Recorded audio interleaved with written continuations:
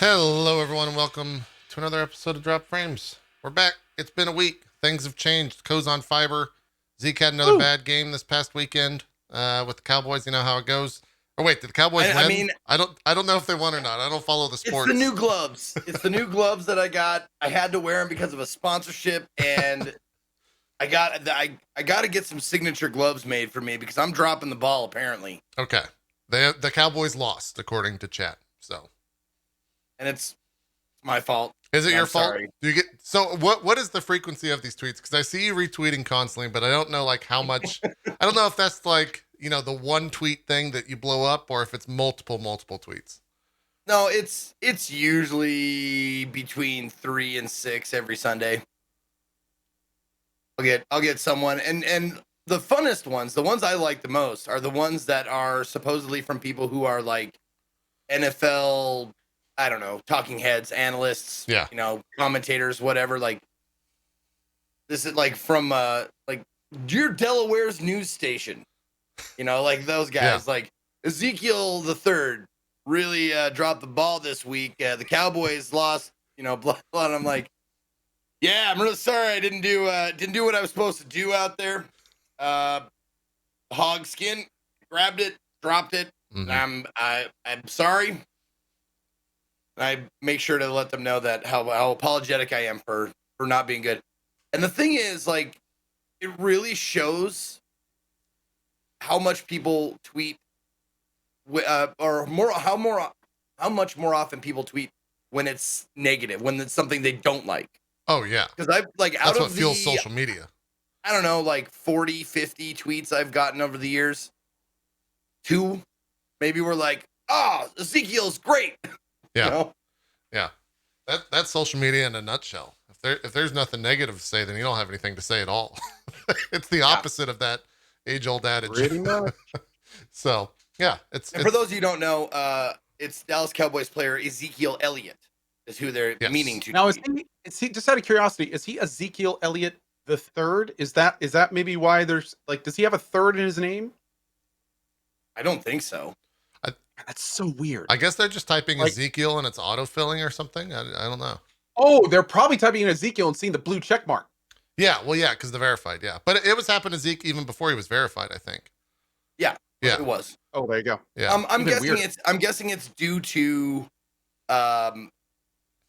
people, possibly people who are tweeting, people they follow, or something like that, and they follow me or something. I mean, something of that nature. Like there's a correlation algorithm Yeah. that leads them, like my name being first. Like I know when I'm tweeting at something, I tab complete.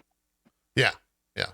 That or So- it's football fans who have been drinking and don't give a shit and upset that their team lost. And there's probably a ton of factors in there.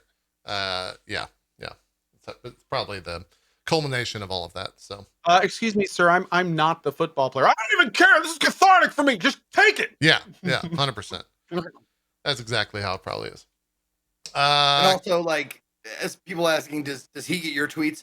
I don't know, maybe, but the thing is, like, you think I just looked at it. You think someone with over 2 million followers is going to respond to just about anything? Maybe. Chances are slim. Maybe. Might be bored. Who knows? Co, how's the fiber treating you? How's the fiber life? Oh my god. The fiber went live, I think, what was it, 2 days ago? And I've been streaming on low latency at 8K, and I have yet to drop a single frame. I mean, I left the test stream on for like 19 hours straight. Yeah. Yeah, like it's been absolutely incredible. It's the first time I've had just consistently working internet for years. Yeah. Years. That's good. So yeah, it's really good. The worst part is though, is my heart has not been doing so well because now it's become this thing in my chat where one person will put F in chat and then like 3 will after it, and then all of a sudden like 20 people are effing and I'm sitting here doing this. What? And oh my god, dude, like they've got me like a good 5 or 6 times, and we're just, everything stops in my world and I'm just like, oh god, is it finally happening? Sure. Is it finally happening? But yeah, so it's been real. Yeah. It's been real. You're hyper aware of it. Makes sense. It makes sense. Also, just to preface everyone watching live right now, Co has nothing to do with streaming this show. So if there's issues, it's on me. It's on my connection. Yeah, we stream. Hopefully you won't see me start pixelating and robot and drop, and the delay should be a little bit better. It's not gonna be perfect because Zoom Yeah. has a delay, but it should be a little bit better and stuff like that. Also, real quick to make sure it's clear, because there's some confusion I see. When I say I'm streaming in 8K, I mean I'm streaming at 8 kilobits per second. I'm not streaming at why is it only 1080? No, that I'm still streaming in 1080 60. It's just the 8,000. bit rate's higher. Yeah. I was wondering how I was going to fit this in here, but this is a good segue. In the world of streaming 8K, it kind of went under the radar the other day when Nvidia put this out there, but they 8,000. yeah 8,000 bit rate, not 8,000 resolution. They updated NDI, or at least the company that owns NDI updated NDI. Now it's what they're saying is NVINC accelerated, which essentially means that you can over NDI capture, according to this little blip on the GeForce webpage. Users will be able to transfer frames to their PC up to 4K 120 FPS. Latest version is in development and coming soon. Learn more here. If that's true and that like actually works, I'm never going to buy a capture card again. Like, why would I even bother if I have a gigabit connection? If I can just capture over the local Ethernet at a 4K 120 FPS, there's no way a capture card will catch up to that in like 6 months from now or 9 months from now, maybe, unless they've got something they're working on that I have not heard of. But yeah, I'm excited to see NDI finally get updated and push to that stuff. And whenever they actually do push it live, I'll probably do some testing with it. It's one of the reasons why I haven't bumped up past 1440p to 4000 or to 4K monitor, just because nothing can capture that really. It's limited to 4K 60 at best, but we'll see. Maybe the consoles, yeah, chat might be right. They might be pushing that for the console's sake, since they're kind of getting up there. But we'll see how that goes. I'd love to see more of that stuff. We use NDI for the show here. We don't use it for any of the videos that we show, but all of our cameras are captured NDI over the network. And we use it for a handful of things on the stream, but I still use a local capture card. Without getting too far out in the weeds, how would that work? In what sense? Like how does the technology work? Yeah, because a capture card takes, whatever you plug into it and captures it. Right. Like that. So Right. you're saying it's just going to be a built-in thing for... Yeah, so NDI already works right now where you can just go and install the NDI suite of programs. And it'll basically capture kind of your desktop, right? And you can use it on like those cameras that we used for the roleplay show, Zeke. Those were all NDI based. We had them hardwired as well through SDI, which is like a broadcast tier HDMI cable essentially. But it's just basically sending the data over a network. And so if you have a fast enough network that can keep up with that amount of data transfer, it can capture just like it would be if you're like if you go to OBS and you right click and you project that to another screen, kind of the same thing, but not really. It's just sending that over the network. That's a pretty layman's explanation of it. I'm not necessarily the best tech-minded person to go into the... Instead of a capture card, you use an Ethernet cord. Yeah, that's the gist of it. Essentially. Oh, my my IT person said it, like dumbed it down and said, if you're on a 2 PC setup, capture the gaming PC and send it to the casting PC over the network. Yeah, essentially. Yeah. That's I mean, exactly he's like what it Jenny. is. He has a way of explaining things that I can understand.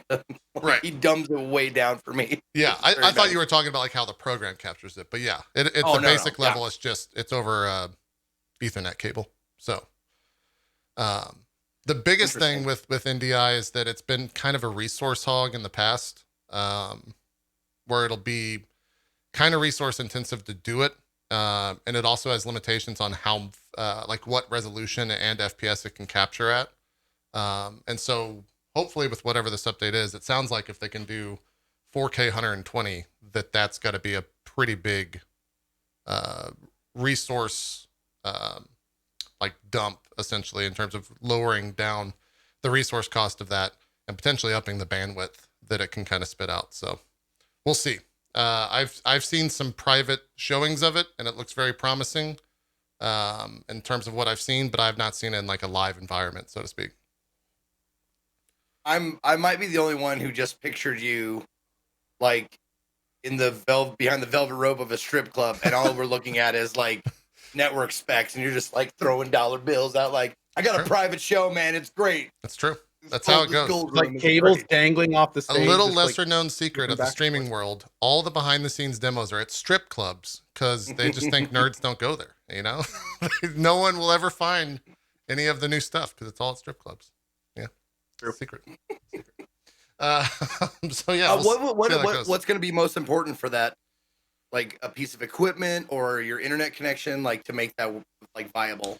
Well, most like local networks are gigabit now, so you don't need to worry too much about that. Just like the inherent routers that you buy are all gigabit connections. I mean, really, just it has to come down to if the tech works, right? Because as streamers, you want the reason that it's nice to have a hardwired capture card is it's very rarely do those fail, right? But with software, every once in a while something could screw up. There can be a connection lag. Your local network can for some reason drop, right? Like it can have issues there. So hopefully if they've kind of fixed all that stuff, and not necessarily that there was anything wrong, but sometimes audio syncing is also an issue. If you're not hardwired with audio and you're using NDI, that can be a little bit of a headache when it comes to syncing that stuff.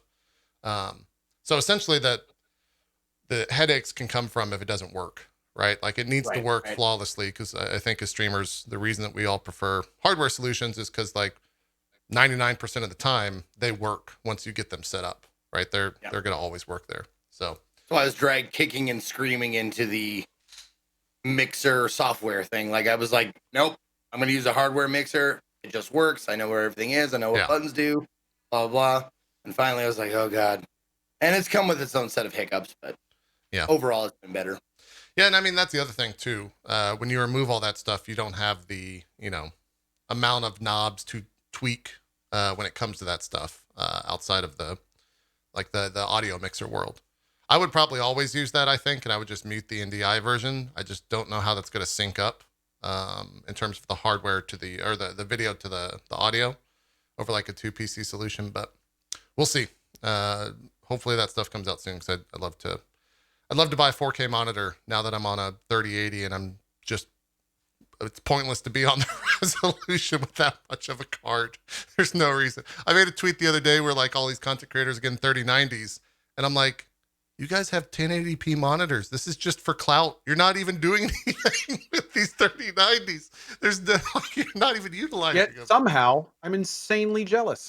Yeah, exactly. I look at that. It's like, JP, they're not actually you have a 3080. You don't need this card. JP, stop. Like, yeah, but I would really like it. It'd be nice. You have a Lambo parked in your parking in your driveway, but you drive a Nissan Xterra. Like, you never drive the Lambo. I mean, why do you have it there? Can I drive it? I'll drive it. That. Yeah, it's exactly that. Yeah, I've seen a bunch of different content creators put 3090s, and then I go and like watch their stream, and it's just like oh yeah, we've got a 1080p monitor. we're running 60 FPS. It's like, ah. The other funny part is that Warzone, the game that they're using, they're actually seeing FPS drops because I think it's CPU bound, or not CPU bound, but like the CPU is a major driving force of that game's engine. That's right. Oh yeah, I saw Gold Glove tweeting about that. Yeah. So it's funny is all it is. That I want to push like 4 or 8K just because I want to grab a 3090 and actually make use of it. But yeah, go ahead, Zeke. Out of curiosity, what capture cards are you guys using? Because I've been using the same one for like 3 years now, 4 years maybe. Yeah. In terms of like the game capture, I'm using a Elgato 4K60 Mark II. Okay. The reason I say Mark II is because that one actually allows for 1440p at 144 hertz. It's one of the only ones that does. I think itmeJP has one, and I think Avermedia also has one, but I've not tried either of those. And then for like this camera, I just have a USB itmeJP that just does like 1080. I think it does 1440p 30 maybe, but it just I actually just upgraded to that card. when I made the switch to 1440, 144, I upgraded to an Elgato 4K 60 Mark II. Yeah. And it's been working just fine. It's I think it's become the de facto card since Mark II came out, but yeah, we'll see. That stuff we got CES in January. Obviously, we're still like 3 months out, but around that time, I would think you'll probably see a whole new suite, especially with the consoles, because they sell capture cards not necessarily for PCs or for streamers. They sell capture cards for console people, and so usually when consoles start to push, like, I think the Xbox is touting like 4K at 120 hertz for some of their titles. You'll start to see capture cards try to keep up with that, so that that generation can, buy the latest and greatest. So we'll see how that goes. Obviously, the more that we can push, the better. We'll eventually get to a point, and we kind of already there. We kind of are already there, where we're gonna have to start getting higher bit rates from Twitch, or it's just not even worth streaming. Like 1080p 60 at 8000 is okay. Technically, we're not even supposed to stream at 8000. Twitch just kind of like lets it happen. But yeah, we'll see. We need a higher bit rate, but people have been saying that for a long time. So we'll see how that goes. What are you laughing at, Co? Somebody just links this clip in my channel, and it's like 8 seconds of you. It's like, yeah, Ko's a shitty streamer, and I don't think he'd do very well. It's true. No context. Nothing on either side. Oh, God. I got prompted for that yesterday. Fuck. Someone said something. I forgot what the prompt was. Someone said something. It's like, wow, that's really insulting to Co. And I said, no, this is insulting to Co. And then I said that. Maybe it was save Probably scumming. knocking save scumming. Oh, right? That's what it was. I said, yeah, for those that just joined the stream, we're not reloading or anything, because we were playing Baldur's Gate. I was like, we're just kind of going with first choices, and whatever happens, happens. And someone in chat was like, oh, that's a huge slam on Co. And I was like, no, this is a huge slam on Co. And then, yeah. I get that type of shit all the time when you enter broadcast, for sure.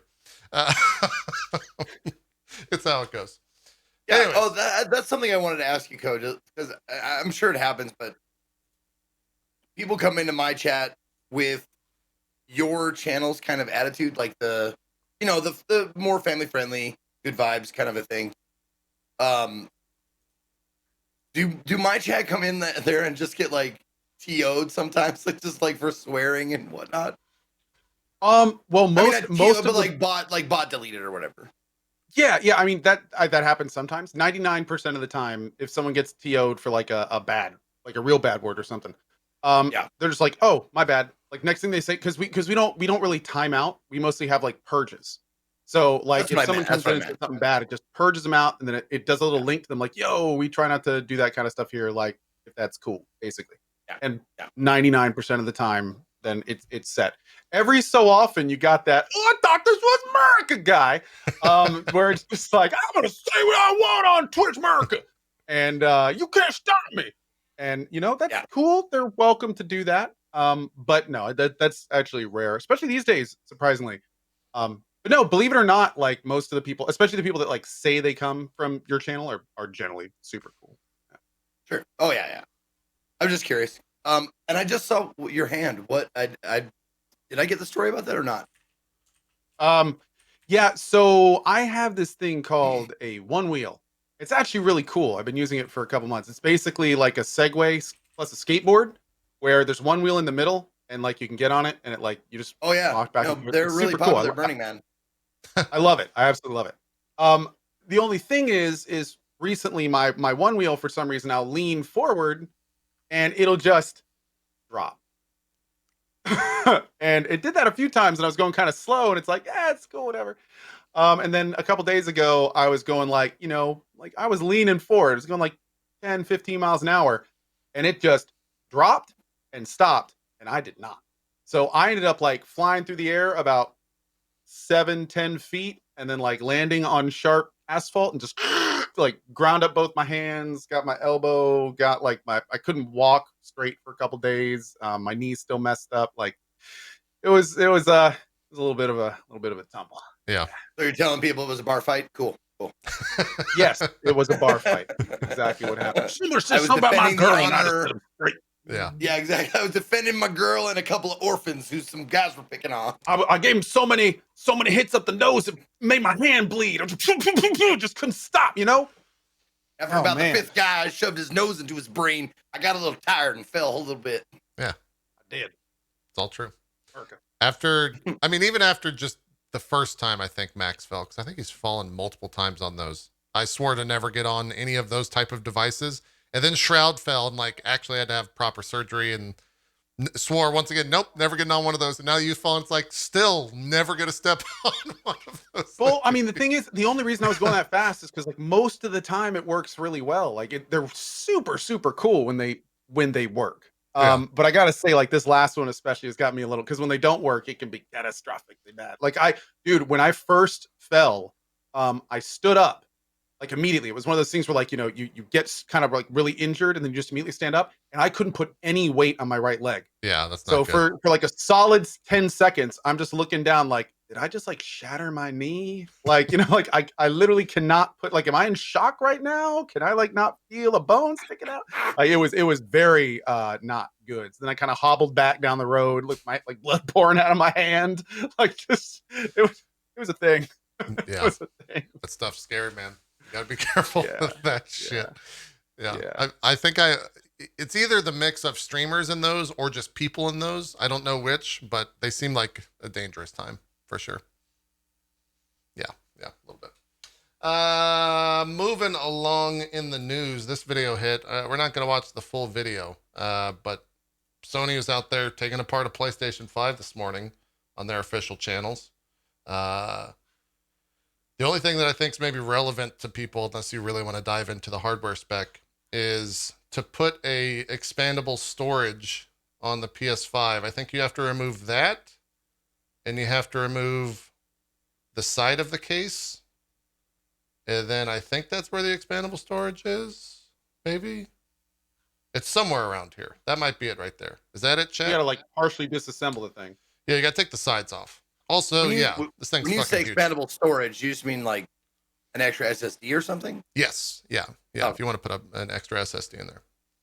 Yeah, there it is right there. This is I believe this is where the expandable storage drive goes. Yeah. The M2 interface with PCIe 4.0 support is installed. Which Put I don't. your weed in there. Yeah, exactly.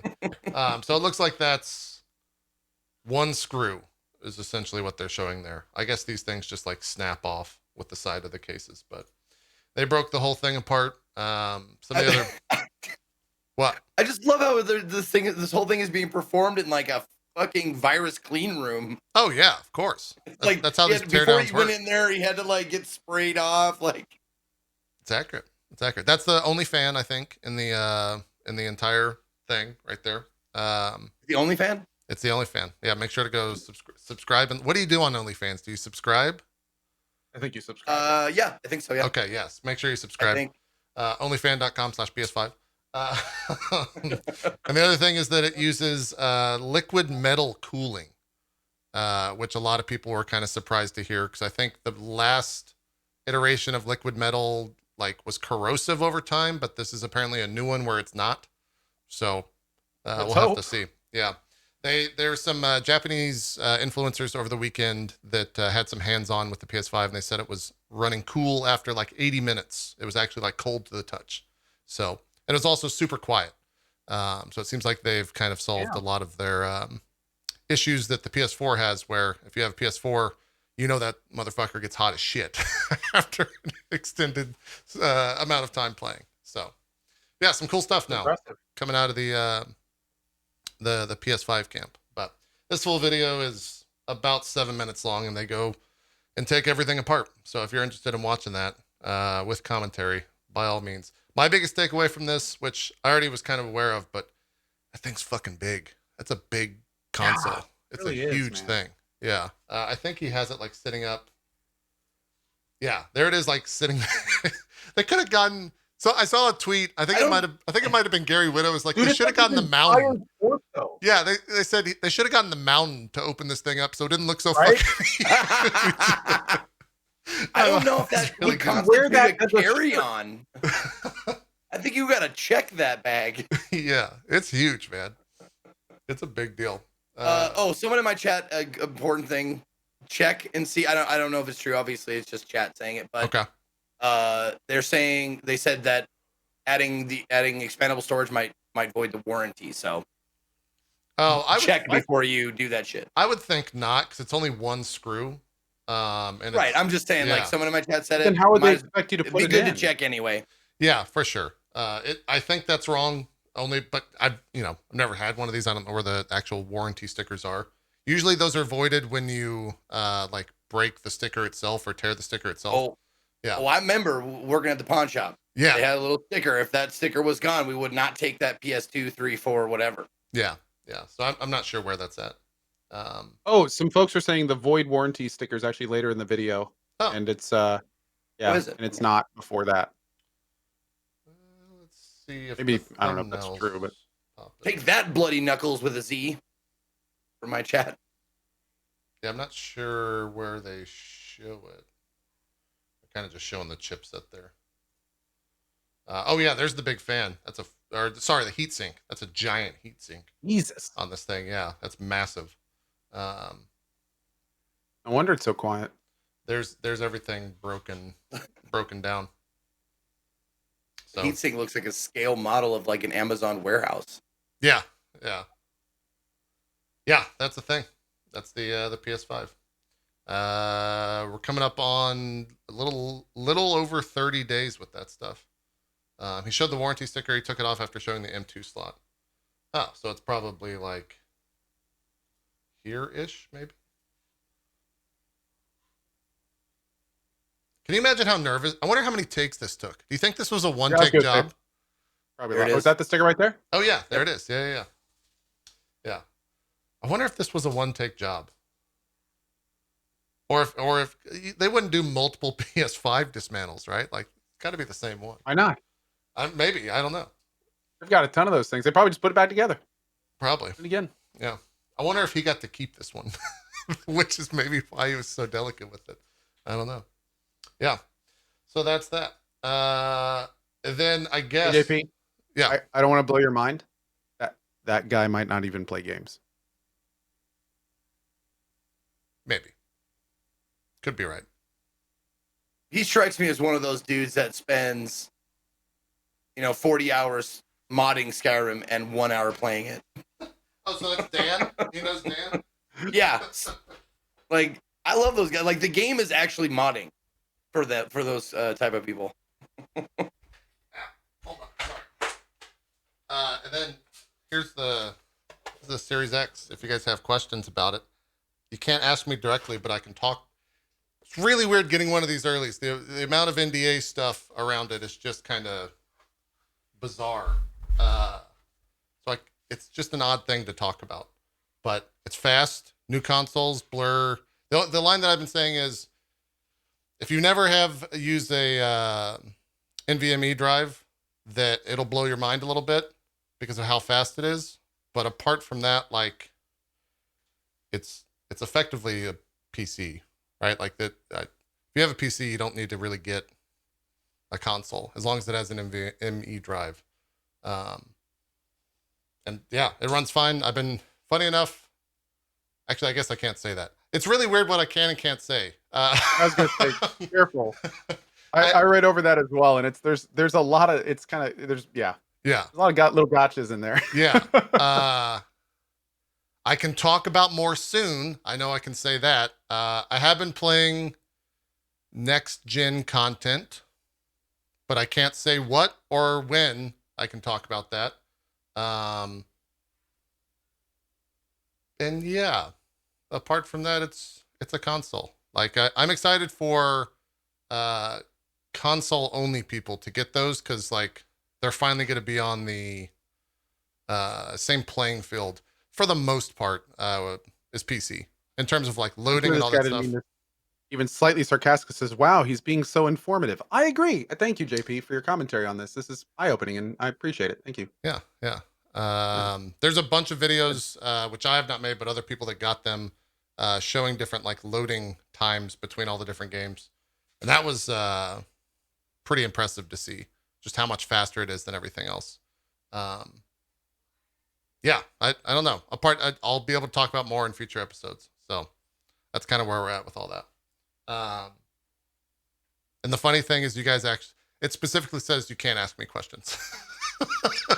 So that's not them. That's not them just being quiet. That's just me. Can't take questions. Yeah, I can't take questions. Yeah, can't take questions. I could talk about it. So yeah, that's on the new console front. Of course, we do have a bunch of other news.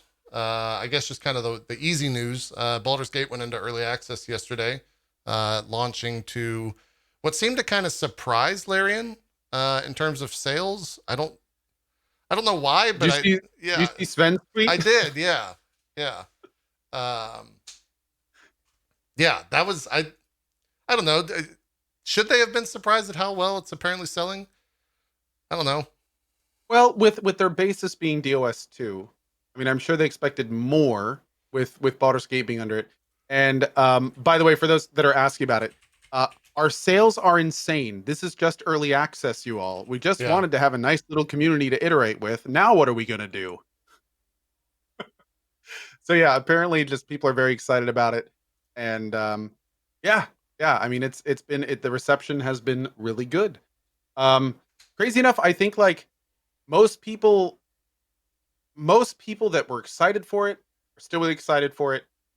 The very small amount of people that saw everything but were still expecting it to be different from DOS 2 seemed disappointed. But it's kind of like, you looked at it at all, not sure what you were thinking. And then the people who don't want it to be like DOS 2 are still very disappointed. Yeah. So I've also all seen the camps are kind of right where they are. Most of at least the complaints that I've seen are a lot of people are upset that the game's $60 right now in early access. And that was kind of surprising for me to see. I guess those people are coming from the point that they don't actually know Larian's track record with early access. Because to me, it's like, well, yeah, it's not like they're just going to take the money and run, right? They're going to finish the game. So you don't have to be worried that much or at all, really, essentially. But yeah, I don't know that. Cody, if you have a take on that, somebody actually said that somebody earlier, right at the beginning of the show, said, "Co, how do you feel, especially in today's day and age, that Larian is charging $60 for early access?" And I'll say exactly what I said to him. Do I think that $60 is a good price for Baldur's Gate 3? I absolutely, emphatically, 100% think it is. Absolutely, $60 is a perfect price. But here's the thing: Baldur's Gate 3 doesn't come out for at least another year. If you want to buy Baldur's Gate 3 for $60, it'll be worth that much when you buy it when it comes out in a year. Or you can pre-order the game. You can pre-order that game right now for $60, which it will totally be worth when it comes out, and you can play a small unfinished portion of it now. Yep. But people that are like, yeah, I think it should be cheaper, or they're charging too much for it. No, they aren't. Don't play EA. Wait for the game to come out, and then pay your $60 then if that's how you feel. But no, you're not paying for the current content. This is the devs letting us take a look in the production process right now, where they wouldn't have to, obviously. So yeah, you are not paying for this right now. You are paying for the game that comes out in over a year. That's what you're paying for. So it is 100% worth the price. Yeah. Absolutely. And honestly, considering how much. Go ahead. I was just going to say, okay. Wow, we actually didn't interrupt. I know, weird. We're actually talking on top of each other and stopping. Please continue. Let me just reiterate the big blue, highlighted blue thing on Steam. If you are not excited to play this game in its current state, then you should wait to see if the game progresses further in development. But that's the thing. Yeah. The bold underlying thing is, you're not buying early access.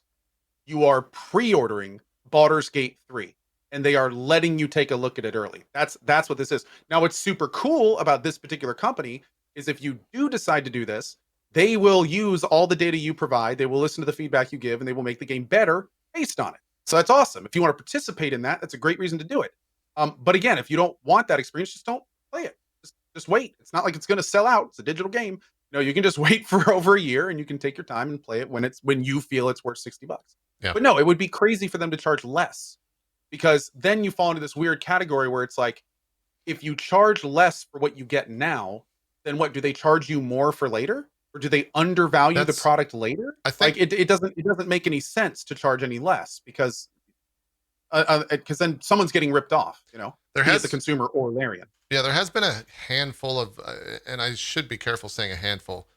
There's been one title where I think that they started and sold it less, and then each kind of time that I think a major update, they upped the price until it finally reached like their quote full price. But I forget what game Arc? that was. What was that? Was that Arc? Maybe? Yeah, chat saying Arc did that. Okay. Uh-huh. Yeah, a handful of people did that as Oh, well. Minecraft. I didn't know Minecraft did that. I didn't know Minecraft did that. Yeah. Yeah. So maybe that's where they're coming from. That they could have Maybe. pushed it out for less and then charged more later on. But yeah, the thing is, just like you said at the very beginning, kind of full circling this a little bit. If you know Larian's way of doing this and their way of doing business, they're doing exactly what they did with DOS 2. There's no hidden, they're not doing anything behind closed doors. They're really not doing it much differently. Like just like we saw from their presentations in Baldur's Gate 3, how they utilized the early access of DOS 2, they're doing that exact same thing for BG3. So if you want to be part of that process, awesome. Or if you don't, that's cool too. Like it, but yeah, the price is exactly where it should be. Yeah. Considering the quality of the EA, like not now to talk about the game a little bit. Sure. Like for an early access, like where they are right now, dude, it is nice. Like really good voice acting, decent facial animations. It is definitely EA. Like there's little bugs and clipping and NPCs not connecting properly and weird camera angles. Like it's very much EA. There's no question. But there is a lot of really good content in there. Like really good content. It's definitely a glimpse at a very, very good game when they're done with it. Yeah, for sure. I was pulling up footage because we can jump into it a little bit more. I guess for you coming from when by the way, for when Ko says DOS 2, or yeah, he's saying Divinity Original Sin 2, which is the game that the Larian made. Perfect EA example. You can't get out of there. Oh, you can't? Nice. You can jump into it, but you can't jump out. And then I did that with one character, and I was like, oh, let me go to my camp and come back. And when I went to my camp and came back, then I had 3 characters stuck instead of 1. Yeah. So, and then this character left, but it wasn't the character that did the speech check to get in there without triggering the alarm. And then he set off the alarm, and it was just like a complete mess. Complete mess. Yeah. I've ran in. I don't think I've run into like any of that style bugs, but I've definitely like hit a corpse and watched the physics just kind of go crazy and stretch and skew and all that stuff. But like the core game is fine. I played probably 5 hours at this point, and like it was great. I want to see more. I think you've played a lot more than I have. But yeah, going back to Divinity Original Sin 2, I think like I think it was your game of the year whenever that came out, and I know you hold it in high regard. How do you feel about the jump to 5th edition rules? And I say rules, I should maybe say loose rules, because they're not 1-to-1 in terms of proper 5th edition, but yeah. I'm loving it. It feels like DOS 2 with more tools in the sandbox. I'm loving kind of exploring it as somebody who doesn't play and has not had a lot of experience with D&D 5e. It's been really cool learning the systems and how everything works. I am still a complete novice in DoD 5e. I'm asking basic questions, every hour of the stream. And thankfully the community behind D&D 5e has been super welcoming, and they've, people are being very patient with the fact that I don't know very basic things like, oh, look, high ground gives you advantage. Oh, that's great. Like all these really basic things. But no, it's been awesome. And like, I'm really digging how with all of the little kind of tools they give you in that little box, like the shoving and the jumping and things like that, it changes how you look at every fight, because it makes it so much more kind of, it takes it a step closer towards realism in ways that are really interesting. Like today, a guy was up top in a high ground. So what I do, I ran my rogue up next to him and I pushed him off it. And then all of a sudden he had high, advantage at the high ground, so he could sneak attack him from the top. And it was just like all these little things that you can't do normally are super cool. But at the same time, it's even more interesting because you have like the DOS 2 foundation. So, you have that situation where you can just pile everyone into a room. The enemy comes around the corner, you throw down a grease, you set it on fire. All of a sudden they're all burning, and it's kind of like all that stuff from DOS 2 still kind of works in there as well. Right. So it really is an amalgamation of kind of D&D and Larian engine type of gameplay, and I have been loving it so far. It's been really good. Yeah, I pretty much agree with everything that you said. I feel in terms of balance, obviously the game just came out in early access, so balance is going to be something they probably do somewhere later on in early access, but I feel like the jump thing, I guess action, although it's not counted as an action in game, jump is just unbelievably broken. Uh, in this game, it you can get so much distance with just a simple jump they're gonna have to like go back and look at that for sure. Push is also very strong, and I also think that maybe the percentages that show up on push might just be a lie. I had a 0% push go through yesterday. And so I don't know if that means that there's always a chance at 0% or if that was just like a straight up visual bug or what. But yeah, like using mage, it basically for 5e nerds out there, it made the cantrip of Mage Hand unbelievably strong because you can push with it. So if anyone's up on like a hill, just get Mage Hand, run it over there because it takes its own turn order. I believe it follows maybe the caster in terms of the turn order, and you can just go push the thing, the guy, which is really ridiculous. So definitely going to have some like balance things. What class are you playing, Co? I am playing a warlock currently. Oh, okay. And that has been really cool. They have some great like graphics and stuff for Eldritch Blast. Has like a feeling of weight to it and some great sound effects. And yeah, I've been really enjoying it so far. Doing It's been a lot of fun. Eldritch blasting. Did you choose what subclass did you choose? I think the Fiend. Okay. I'm with the Fiend, so I have like the tendrils and stuff that can come out and all that kind of fun stuff too. Yeah. Hexing and been fun. It's been good. I think that's the other thing is there's only 2 subclasses unless there's a class that I haven't seen yet that has 3. But I know for like I don't think they're all in. Well, yeah. They're definitely not in because all the classes aren't in to begin with. There's no druid, there's no paladin, there's no sorcerer.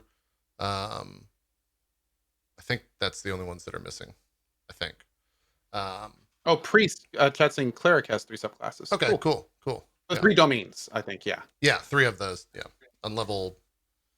I guess you get that at 2. Oh, and barbarian and bard. No, yeah. We're gonna have monk and bard too. Oh man. Oh yeah, and monk. That's true. Man, they're actually missing a lot of classes. Bard, paladin, druid, sorcerer, barbarian, monk. Man, you just ran through all of my most recent D&D characters. Yeah, for sure. Or classes. Dude, it's gonna be so much fun. Yeah. So still a lot Necromancer? to be added to the game. Is it gonna be? I think necromancer stuff is tucked under other classes and subclasses, isn't it? Necromancy is just a type of spell rather than a outright class. So, yeah. And then of course the races are still. There's a lot of races in the game, but I think they're still missing some as well. So it'll be fun when all that stuff gets added in. A sub wizard. Necromancer is a type of wizard. Wizard school. Did you get Will in your party? I did. I actually. So he's an actual. Okay. Will died in that fight, and I did not get him. Everyone was like, because when you first meet Will, somewhat slight spoilers, he's NPC controlled or AI controlled. And in that fight, he just flat out died. And I was like, what a stupid name. It's Will with like a Y as the I. What a dumb character. And everyone's like, that could be an actual character for you. And I didn't reload. So he was. Yeah, I definitely killed the Githyanki in my run. Oh, really? Okay. Mm-hmm. I freed her, and then 2 people in my party were like, they don't approve of this. I was like, oh, I should probably kill her. And then, like a while later, they were like, yeah, you killed your tank companion. I was like, cool. Is that why I don't have a fighter? Okay. Yeah. Cool. That's cool. Cool. That makes sense. It's good to see that stuff. I like this scene as well. Yeah. It's funny that you got this scene so much later in the game. Is this the second time that you've seen this? First time. Weird. This happened much earlier in the game. Yeah. Apparently there's a random element. Like there's a ton of different interactions that happen just completely randomly. Gotcha. To be fair though, this is like my 3rd or 4th time resting. I have not been doing a lot of resting. Yeah. So I've been using mostly cantrips and things of that nature and just kind of like, bumbling through it. One thing I did want to talk to you about, and well, this is like spoiler stuff, but I'd love to know how you did the first area. Because I did it, I think, like completely ass backwards, and it worked out to be hilarious. Yeah. I know what you're talking about. The game actually accounted for it. They've showed 99% Watch it of the through. dungeon and kind of their early access videos, I think it packs. Yeah, apparently you came out the very back door, essentially, that you can kind of like, did you perception check that door? I completely bypassed the top encounter. The fight? I went in the back, basically cleared the dungeon, and then when I popped out, I passed a persuasion check, convincing the guys up top that I was the ancient evil from the crypt. And then they all just ran off. That's pretty good. That's pretty good. Yeah, like my cleric pops out and she's like, "Oh, I will eat all of your souls," and they were just like, "Ah!" Like all. I did not get that whatsoever. I walked into that fight, didn't get any prompts, did the fight, and then there's like I don't know what, not a chandelier. There's essentially a thing hanging over like some broken tiles on the floor, and if you shoot it, it'll drop down and break those tiles, and you can sneak into one of the back rooms, and then you jump down there. You can't jump back out. So if you jump down, you're committed, and you get into kind of like a little back room right next to the main fight in that hallway. And so I approached that encounter completely different. Super cool. Which is cool. I didn't even know you could do that. Yeah. Yeah. That's awesome. So it seems like there's a lot of like environmental things that can occur in terms Did of you how you talk can to approach it. the leech in there? Yes. Yeah. What did you tell him out of curiosity? I think I let chat choose, which we can kind of use this as a jumping off point to talk about that. I think the extension was that everyone is equal. And, yeah. And he said... Okay. So he popped up in your camp later and everything. Yeah. Oh, not yet. I have not seen that. But yeah, I guess he will. Well, I'm not going to tell you what's going on. Yeah, because essentially he answers that, and then he says, like, we'll talk to you when the time is right, or something like that, when fate orders it. So yeah, it's cool to see that type of stuff. I don't know what happens if you answer that like poorly, because you can straight up attack him, and so I don't know if you just die, because that's, I think, a lich of some sort, if not like a high level caster or something. So I don't know what happens there. Something. He's like, everything from his neck down is just bones, and then his head is like some weird preserved flesh looking thing. Yeah, it's weird. Yeah, super weird. So I'm not sure how that all works out. Oh, speak of the devil, right here. Yeah, there he is. Yeah.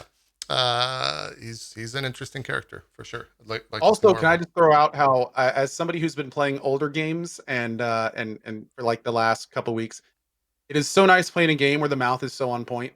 Like the lip syncing and stuff has been great. The voice acting has been great. Like it's been very refreshing. Where like to have, and of course it's EA. They've already announced they're going to be doing more work on that stuff. But yeah, that stuff was very nice to see. Yeah, some of the models, I don't know if it's every model or if it was just some of the, I think, elf models. The hair is like locked in to where when they move their head like this, it kind of just moves exactly. Well, no, it doesn't even stretch. It just stays like that. And so there's a lot of collision. I made a dwarf as my main character, and like sometimes his beard will just immediately go into his body. And so that looks a little bit there's a lot early of access. Issues. Yeah. The tentacles on the mind flayers also were like super awkward and stuff. I think that's all stuff that comes probably after they've like finalized the models and stuff. Then they can add the points in and all that stuff done. Yeah. Early access stuff. For sure. How long did you guys spend on character creation? Probably 30 minutes for me. For me, purposefully, not a lot. I with the fact that so many things can change and not all the options are there, I'm gonna save my big like let's look through every option stuff for release and kind of flip through every class, every subclass, read all that stuff, and then kind of pick from there. So I pretty quickly was just like, I think I'm gonna try this, and I'll try this, and this guy looks pretty good, and I like those horns, and let's go. Yeah. I can pull up the character stuff so you could see a little bit of it, Zeke, because I know where it's at in my. It's good. Playthrough. Like it's really solid. Lots of things to choose from. It really lists things out. It's intuitive, and yeah, it was good. Good character generator. Yeah, here's a little bit of it. I'm covering it up mostly in the beginning. What did you end up going, JP? I made a Dwarven Fighter to start off with, just kind of like the bread and butter. There's very little classes. I think there's only two races that got a plus strength bonus, and one of them was like a shield something or other dwarf got a +2, and I think there's also a tiefling sub that gets plus strength, and maybe the Gith also have a +2. And so I went dwarf because it just, a Dwarven Fighter makes a lot of sense. But I think I'm going to make another character just to try him out later today and see how it goes. Shield Dwarf, that's what it was. But yeah, Zeke, it's pretty close to like 5th edition character creation. You choose your background, which gives you bonuses. You choose your race. You choose your class. Yeah. Well, I'm honestly wondering because a lot of times when I do character creation on stream, it's more fun than the actual game for some games. But can you get like super ridiculous like Yes. you can like in Dark Souls and stuff? Well, yeah, I guess you can With have face bright pink hair. tattoos and Yeah. there's actual a little box that locks skin color to like normal colors, so you can kind of like just go crazy on whatever character you can get some weird characters. You can't do too many weird proportion things. Yes. So you're not going to have people with like super thick thighs and like There's all the massive forearms. color options like right that. there, Zeke. Most of that stuff is relative. Yeah, there you go. But in Okay. terms of like just actual look of the character, you can, you could make this guy look like a giant blueberry if you wanted to, and that would probably work. Okay. Yeah. Yeah, I'm not sure if they're gonna add in like Ko said, a proportion. Like if you can make them scrawny or bulky or any of that stuff. It seemed pretty cookie cuttery right now. But I would love to see those options later on to really like differentiate the different characters. With that said, it seemed like all of the I think they've said there's 25 hours of content. I would think most of those NPCs that are made were probably made in this very character creator in some sense. So maybe they don't plan on adding that stuff where you can just make like a tall dwarf or a short dwarf, that type of thing. We'll have to see for sure. But it was cool. It's also point buy for the stats. I was just gonna ask, how'd you know that? Read my mind. Yeah, because that was one of my early questions. It's point buy right now. They've said that they're going to add in the other 2 options where you can roll and where you can also have stat weights. Or sorry, standard array is the other one. I think it launched. They're going to have all 3 of those. So I want to roll for the stats, right? Like that's the fun one. But yeah. But I mean, are you gonna re-roll if you don't like what you get? that's the thing, right? It's super exploitable. Like that's what you did in Baldur's Gate 2, right? Like you'd make a fighter that was like 2198 strength or something like that back in the day, Sure, right? yeah. And it was fun. But I think they should leave that up to the player. At the end of the day, as long as it doesn't like break the game, then it should be fine. But yeah, I can see arguments for all that. Looking at your going through all the choices, beard styles, and stuff like that. I mean, I will say it actually looks like it belongs on that face. Looks like a dwarf. A lot of times, it looks like someone took like a steel wool and colored it red and like threw it at your face and just like stuck there. Yeah. This actually looks like the beard belongs to the face, which is nice. Yeah, for sure. Co, maybe you know the answer to this because I don't think I saw it anywhere. Have they said like the frequency that they're going to try to push updates? Is it going to be as structured as something like Hades, or is it just No when it's idea. ready, it's ready? I think they're being careful not to set expectations. Because one thing that like Sven talked about on this show, they start getting close to something and then 10 things come up and then 10 things come up from each of those things. And, I mean, they already pushed back the EA. So I'm guessing they're probably going to be as kind of tight-lipped about that as possible. Yeah. It's more of a when it's ready situation. Yeah, that makes sense. Yeah. Then I guess from like a story perspective, they have not, they announced this, you start in hell. And like, it's a pretty dark storyline, in terms of what I would think to be like a Baldur's Gate or a D&D official experience. You're literally in hell and it's real bad. It's going bad. No, D&D doesn't really have a hell. Like You're in the nine Avernus. hells, or- You're in Avernus. Oh, okay. Yeah. Okay. Yeah. The I was like, are the they nerdy doing term like is religious Avernus. shit? Seek. Yeah. Like, no, I just wondering if the like that would really like turn me off if they like used heaven and hell. Yeah. Yeah. No, it's Yeah. D&D. The D&D approximations, that's fine. Yes. Yeah. And it's cool. There's going from Divinity Original Sin. I think you you constantly make comparisons to that. At least I do, having played Larian's other games. The environments are busy in a good way. Like you're on a ship, and there are literal red dragons flying around you, and you can see like mountains and stuff that you're flying over while you're fighting on this ship, and it's really fucking cool looking. So if they can kind of keep that up throughout the rest of the game with the interesting environments, that'll be really cool. Yeah, going the first time to the outside of that ship was super cool. It's Yep. like looking down and seeing like the depth of fielded ground like flying under you and everything. That was really really well done. Yeah, it is indeed. So yeah, we'll probably have some more check-ins. I'd love to get Sven back on and kind of talk about it in a couple months just to see where they're at, see how it's going. When we opened up the discussion of this, I was trying to see if Steam Spy had any tangible stats around how much they've actually sold. It said yesterday on Steam Spy, which, take it for what you want, that the peak concurrent players yesterday was 66,000. But it does not say anything about actual sales or anything like that. So, yeah, take that for what That's it's worth. wild, man. Especially considering if you think about how many people are just clearly waiting for the game to be done and not wanting to spoil, like probably twice as many or more, to be honest. So yeah, this part was kind of fun, like making your Dude, perfect other.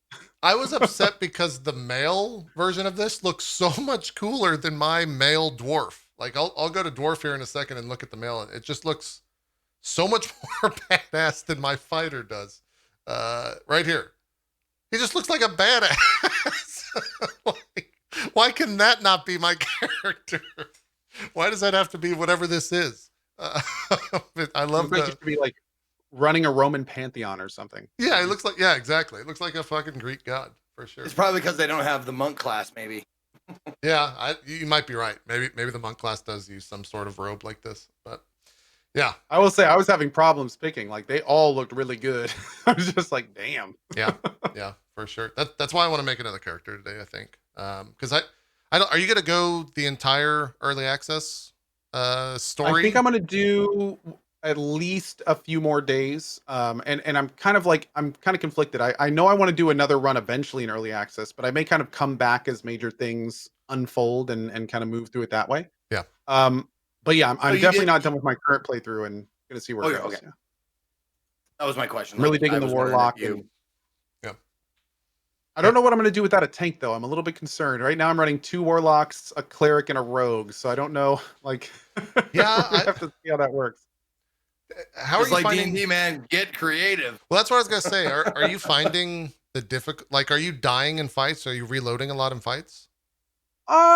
Not really because of the difficulty of fights. Like some fight, it's kind of wild because if my numbers line up, then I just kind of walk through fights. But in other times, I'll just miss 80% in a row and my Sure. dudes will get destroyed. But like most of my reloads are kind of like positioning and doing it properly and wanting to make sure like things go the way I want to before the fight starts, and things of that nature. But no, I mean it hasn't been too hard, but then again, I haven't really gotten to.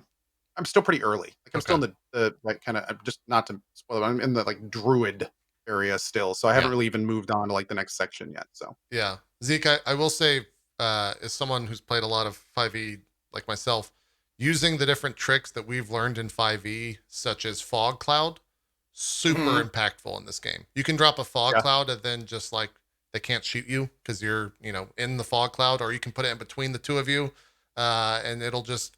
I don't want to say it bugs the AI out, but the AI, maybe it's just on purpose, will like sit there and wait, and they'll just not do anything until something else happens. They won't like push through it if they can't. But yeah, difficulty wise, I'm ending fights with like a handful of HP. I think that the one of the other actions you can do in the game is the help action.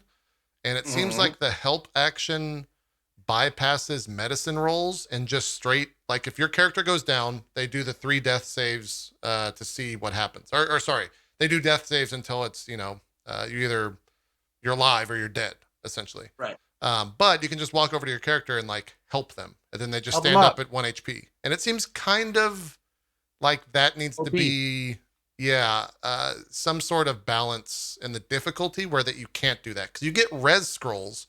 So if someone just flat out dies, just like you did in DOS 2, you can go over and res them.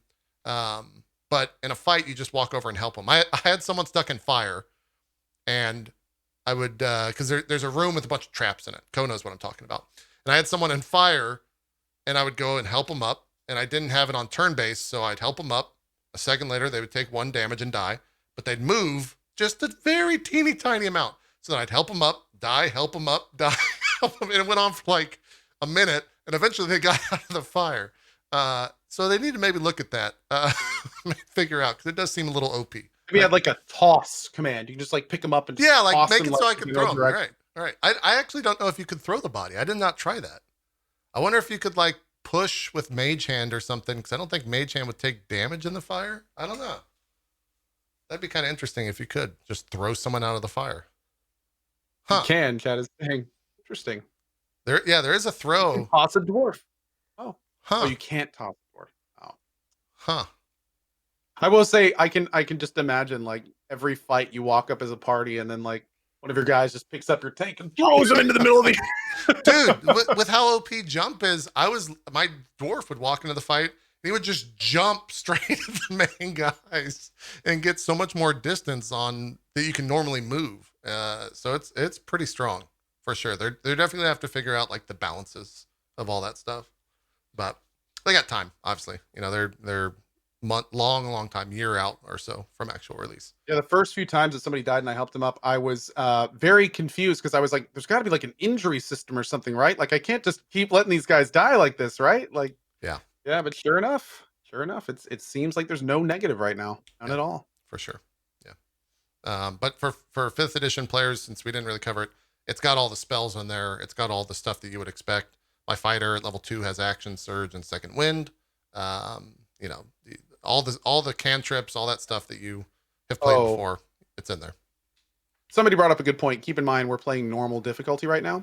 So maybe it's the kind of thing where, those commands won't be available or have rolls associated with them as you go up in difficulty. Sure. It's like helping someone up, you could fail it, and that would give them like a negative hit or something of that nature. So yeah. It could be a difficulty thing. Good point. On the topic of items, did you find the spear? Yeah. Okay. I don't have anyone who can use it. I didn't know if that was like set in stone or if that stuff changed from, if it was RNG based, kind of like in their other games. I found like a spear, an axe. I've not seen the axe. Things. I've seen some gloves, but I think they're bugged, or maybe they're not.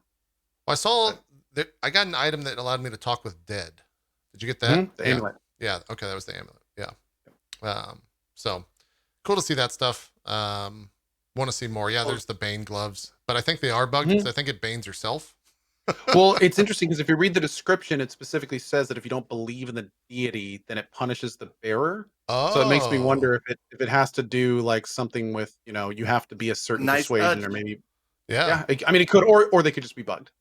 Yeah. So yeah, we'll have to see. Yeah. I think someone in my chat is saying no feats. Are there feats? Oh no. No. Not yet, Okay. at least. They have to be in there, I would think. I was definitely looking for the human variant option when I was doing character creation because I wanted that feat at level 1, but it was not there. So I don't know if they. Okay, chat saying that level 4 is feats. Feats are at level 4. Yeah, which is I think the level cap in the early access. I think. Oh. Yeah, I'm level 3 right now, so Are you level 4 yet, Ko? It's got to be pretty quick. Okay, I would think it's got to be pretty quick. I just got 3. Huh. All right. So those make a pretty big deal. So yeah, they do for sure. But yeah, it seems fun. So as far as other early access games, it stacks up. It's as good or better. Yeah. It's early access. There's no question, but it absolutely is a great early access. Yeah, for sure. Yep. I'll stand by. I'd say like a solid 80+% of it is there and working. Yeah. And a lot of the stuff that isn't is just like animations not connecting, clipping, like you go into a dialogue and the camera's inside someone's body, just stuff that they can fix with a few database number changes and they'd be good to go. Yeah. Polished stuff. I've heard the multiplayer has some issues just like everything else. Yes. But it sync issues particularly. Okay. All right. I've seen multiple groups. I know the late shift was doing fine last night. I know Stripping and them got it to work eventually. But yeah, I think there are some sync issues with that. So that's up to you if you guys want to jump in there in terms of multiplayer. I say you guys, I mean viewers. And great Twitch integration. Yeah, Like, yeah. I when it works, which it works most of the time, but man, I tell you, like, it's going to be super cool when this game comes out and you can just drop into somebody's 50+ hour BG playthrough and just like you can look at every one of their characters, see how they spec them out, look at all their gear in each individual spot, like what's their party makeup. Like, it's really slick. Yeah. It's really slick. I agree. And the voting stuff is fun. I thought it was gonna. They handled it well, where the voting stuff, when it works, like I was saying, which a lot of times people can't even see the extension for polling options in terms of dialogue, but it's more of a suggestion type vote and not this is locked in when the voting is done, which is I think a proper way of doing it. It's also funny because I don't know how you get around this, and you have some extensions that maybe play into this as well, and it might just be the eternal problem. I don't know how you get around extensions that have an option 1, 2, 3, or 4 where it doesn't just get spammed in chat when it means nothing. Yeah. The only thing that I can think that you could do something like that is just like blacklisting that for that Yeah, just temporarily. ban it, Like, yeah. literally going into your Twitch channel stuff was and thinking of that. blacklisting the numbers 1, 2, 3, 4, and 5 for the duration of that. Or maybe setting it up automatically so it's like what words are blacklisted while this extension is active. You know, like something could be cool that Twitch could implement on their side. Yeah. And even go a step further where it's kind of like, you know, if someone puts this in chat, send them a whisper being like, hey, if you're trying to vote, make sure to look at the on-screen thing, blah, blah, blah. So Yeah, I don't that'd know. be a good Just thing to- ideas to make it easier, but Yeah. One of those bot things that goes, hey, we deleted your message because if you're trying to vote, blah, blah, blah, blah. Yeah, I agree. Yeah, and as people are pointing out, FFC can filter that stuff out, but this is more like for everyone. This is more for the general chat, though. Yeah. Yeah. Got to remember, a huge percentage of people are on mobile. Yep. So that immediately discounts things like FFC and stuff of that nature. Indeed. Final question. Someone was asking if there's multi-classing. I did not see that. Yeah, I don't think it's in there yet.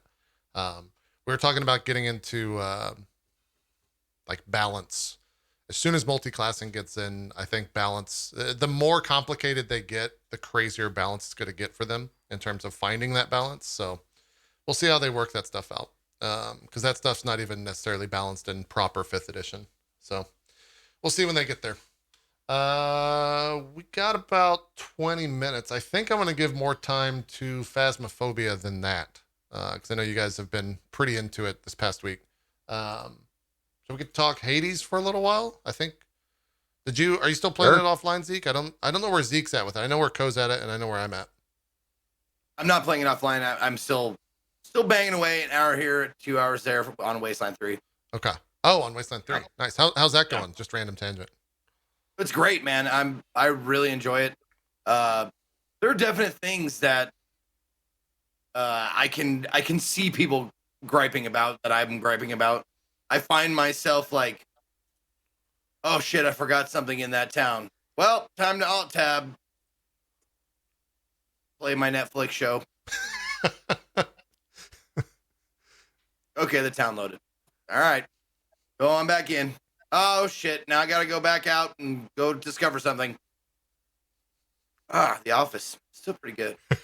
The Office. They had a patch to, I thought I saw Brian Fargo tweeting about the patch. Oh, it didn't change that much? It's really not it was a little bit, not a lot. Not enough. I mean, I played it last night. It's not enough. Yeah. Like, okay. I don't know. Like, I'm not one to complain because I don't know what goes into it.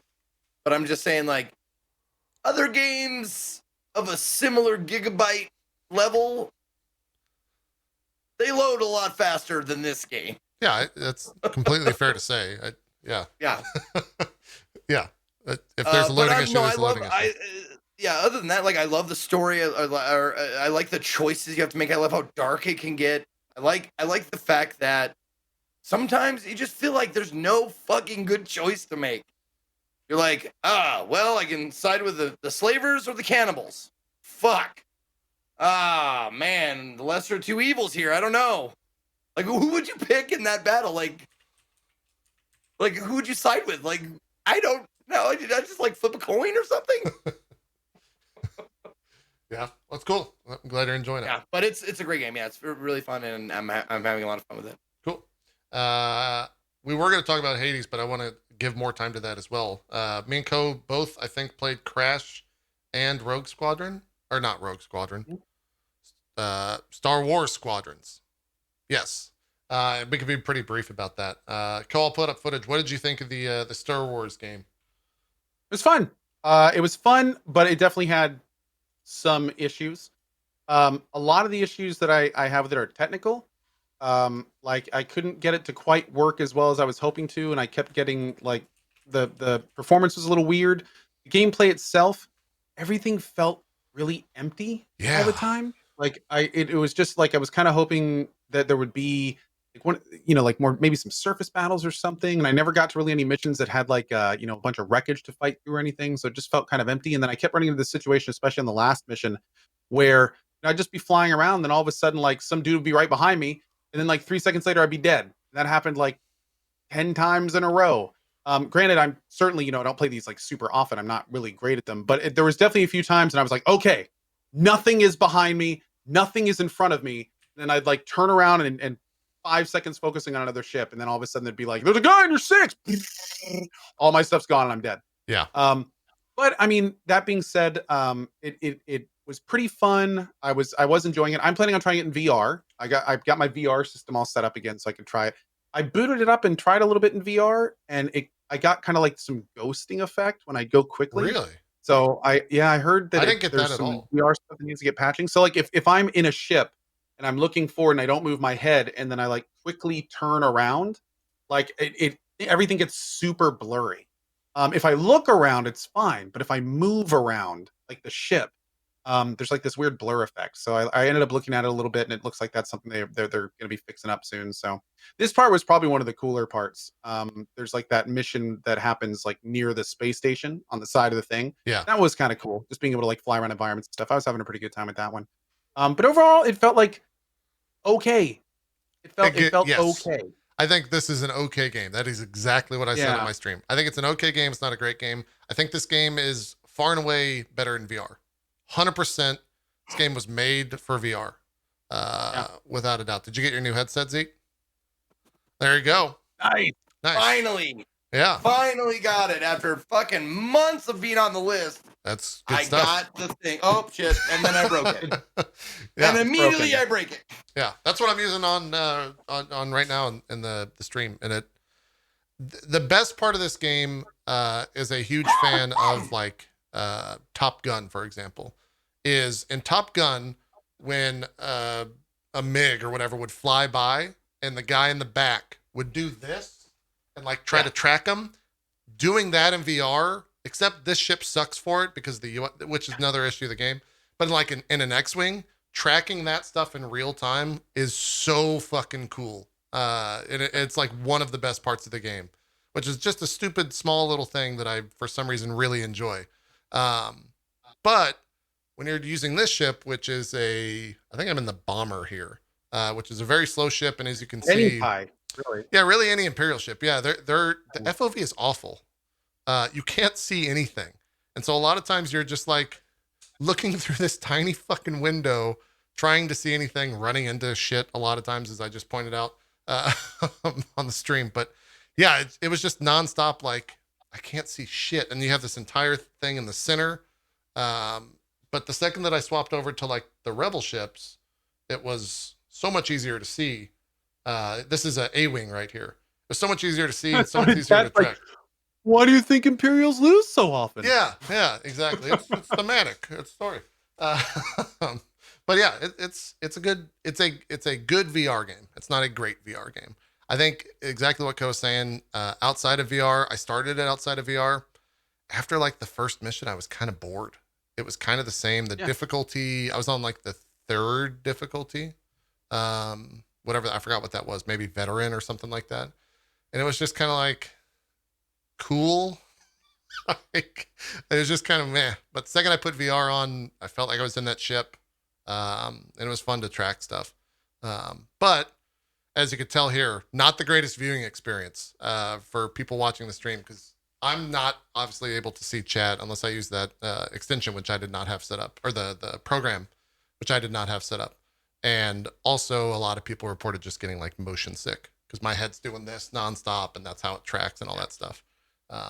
So unfortunately, like a lot of games have really great features for VR previews, which is what these are called most of the time, like motion smoothing, and they only allow the camera to move so fast, and that way it really. This has none of those.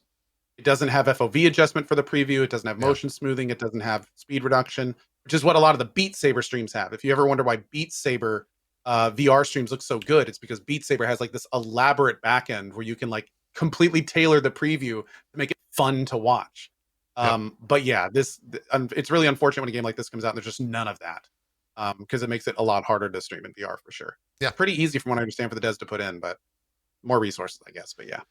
Yeah, I would think that, like, I don't know where it would rank in terms of internal necessities, but accessibility for streamers is probably pretty low. Pretty on low. that list. Yeah, I would think it's probably not the biggest deal. Probably. Someone in chat's asking, how are the cutscenes in VR? They are essentially on like a panoramic 2D thing, which is also And weird. then it's just black everywhere else. Yeah. Yeah. And I think you just got a glimpse of that in the like death cam that they showed, where you saw a little bit of it. So yeah, it's, again, it's a good game. It's not a great game. And I think that there was also, I never ran into it, at least I don't think I did. There was some stutter issues, like micro stutters that people were saying.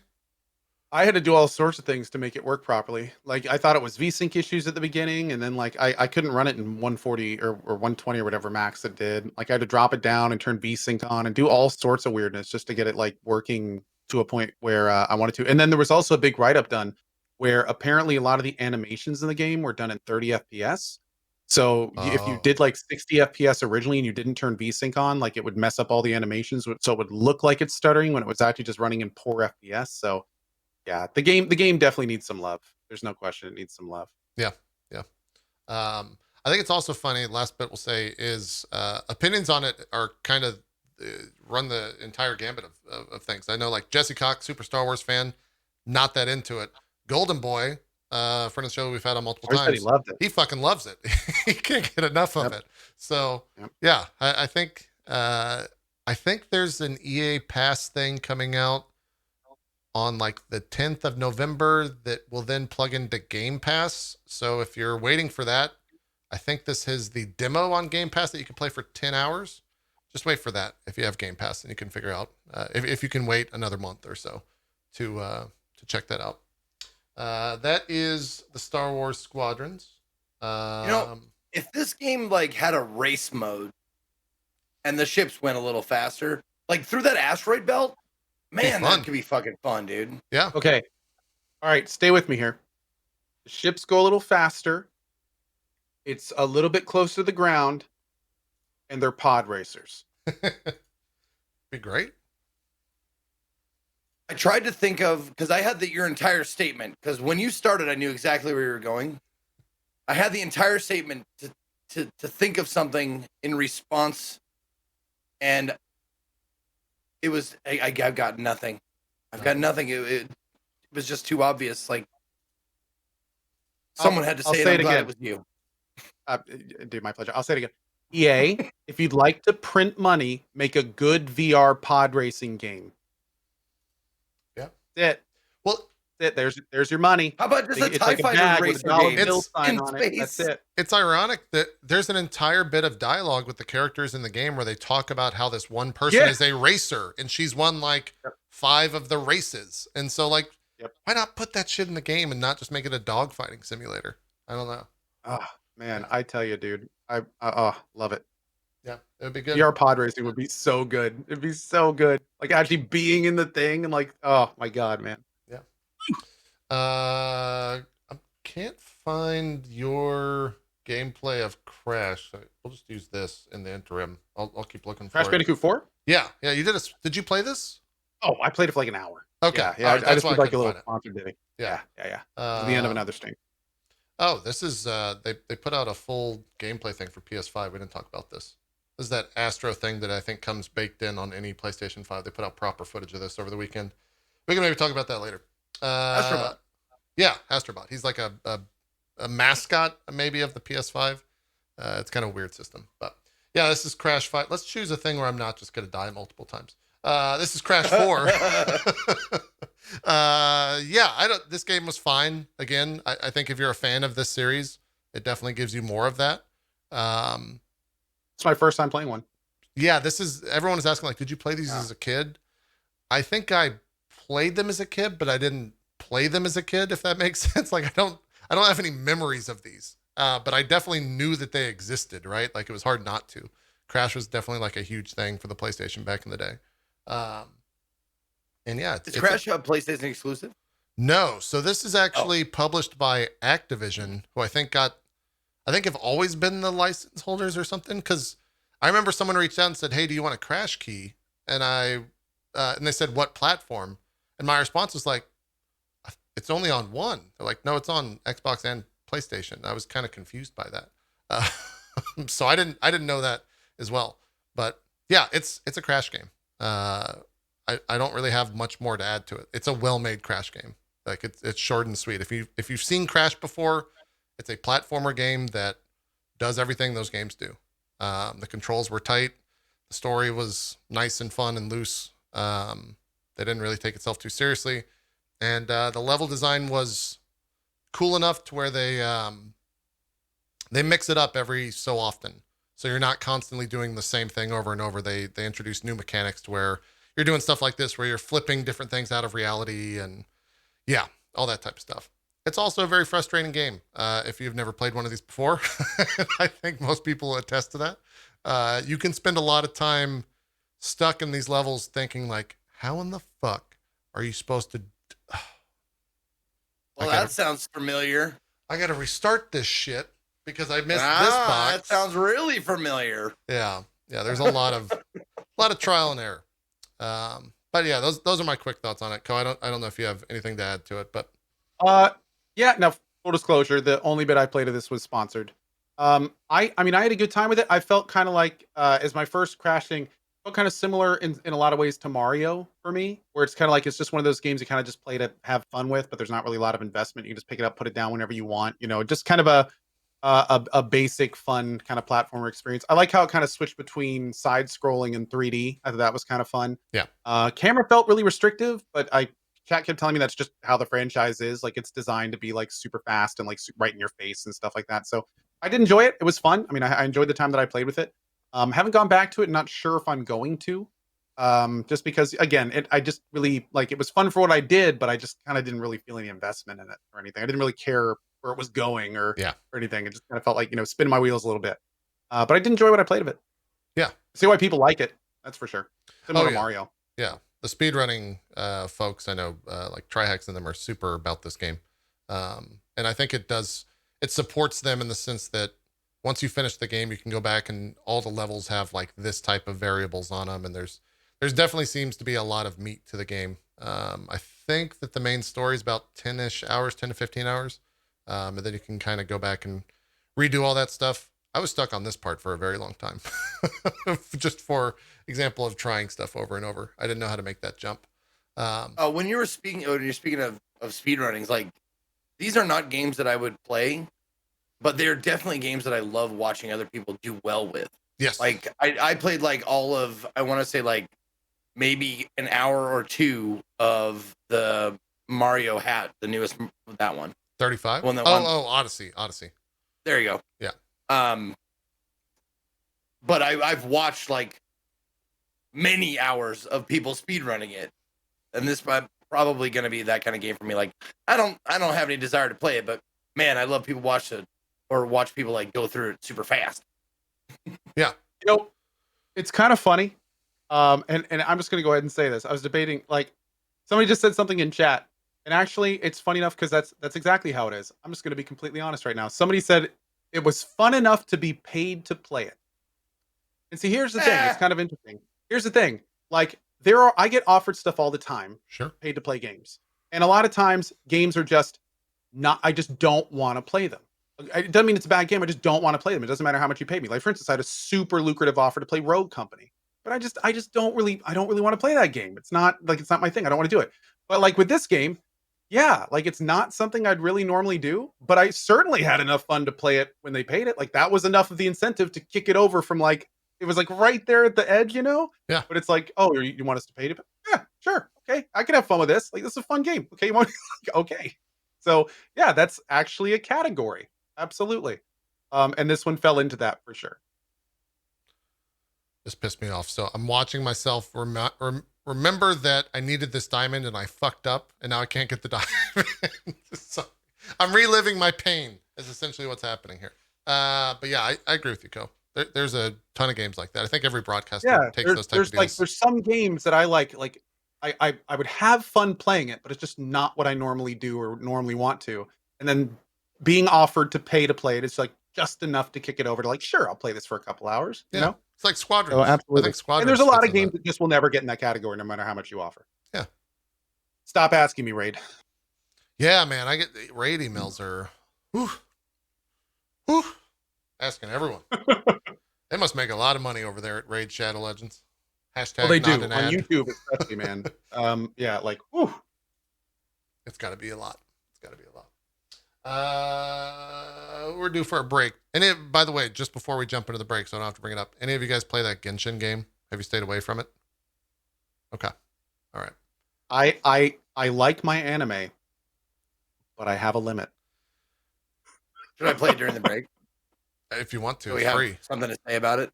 Where do you get it? I need to. I think it's just on all platforms. Here's the thing. We need to bring someone on and talk about this game because once you get past the like gotcha stuff, Stripping. yeah, we could bring stripping. Once you get past the like gotcha stuff in terms of the money that you can spend on it, people are saying this game is like their game of the year.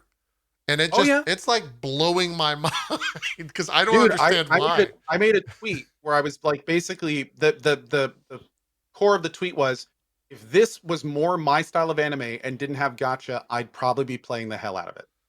Like, there's a lot of really cool stuff. There's some deep stats. There's some really cool synergistic stuff. The gameplay is cool. It's a huge open world. Like, it's got a lot of things going for it. And to be clear, for anyone that doesn't know about this game, it is a gotcha game, which means that you can become a whale and spend thousands of dollars if you want to, and you will become extremely strong in the game for spending it.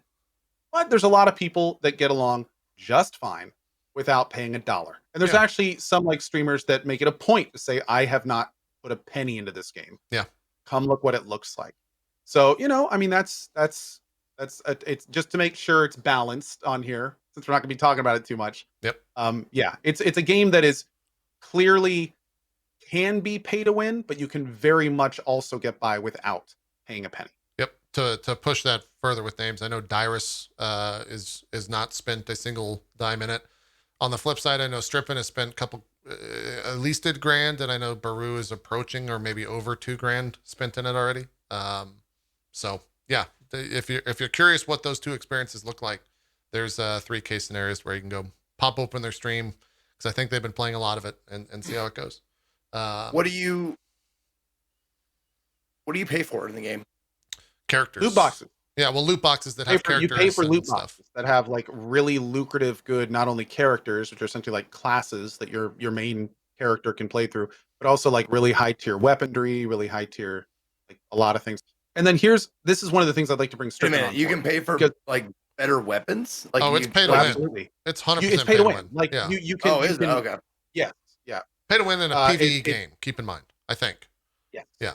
It's single player. Yeah, single player PvE. There's multiplayer aspects to it, but yeah, I don't know much. Again, we need to bring Strippin out. We're getting territory. You know what? Let's table this until we bring someone. Because one thing I do want to talk to Strippin about is I heard there's some kind of system where you can run out of energy and then you have to like buy more, but I don't understand how that works. Somebody told me it was very similar to a mobile game, but then that sounds a lot worse than I think it was. So let's definitely bring him on at some point and chat with him on that. Yeah. So. And people are saying it's a gotcha game. I've never played a gotcha game. Yeah, it's like a mobile Zeke, term. it's a gotcha game. It's like any other one. Like, I don't know what that means. Yeah, it's just a mobile game term. It's essentially a game that means that they will screw you out of money, essentially, unless you don't care. Yeah. They're pretty public in terms of when you go to spend money. If you scroll down and kind of like a hidden menu, it'll tell you the percentages of what you're going to get from a box. And I think to get like a 5-star out of one of the boxes, at first draw, it's like 0.06%.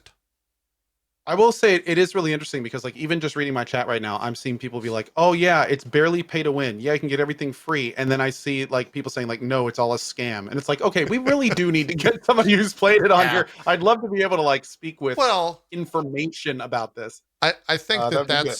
that's the internet in a nutshell. The people that saying it's a Yeah, scam read fair, a headline that fair. said it's a scam. The people that said it's not played the game.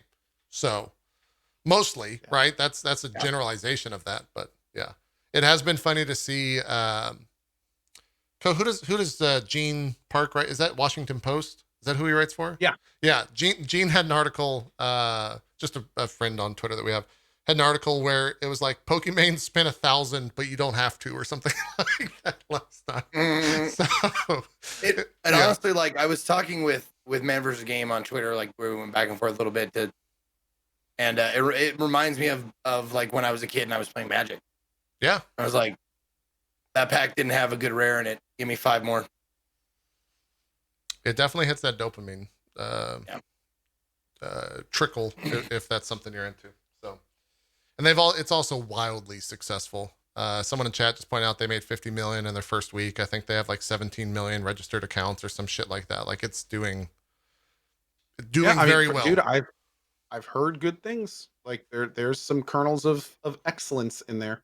Yeah. Anyways, I want that exact format with no gotcha and like Ghost in the Shell standalone complex or Cowboy Bebop style anime. You know, you cart around a group of mechs. That's what I'm looking for. Yeah. Maybe one day. Maybe one day. Let's take a break. We'll come back. We got God, I get the name of this game. Phasmophobia. What's the Phasmophobia. JP, what do we need to do? I'm not interested. Play guy in the van.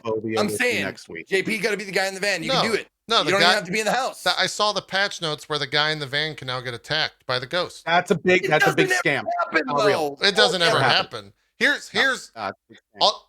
we go, Zeke. This is why they pay us the big bucks. When we come back for our break, I'll tell you exactly why, the singular reason why I will never play Phasmophobia with the two of you. All right. All right. We'll be right back. We're going to take a break. See you guys in just a bit.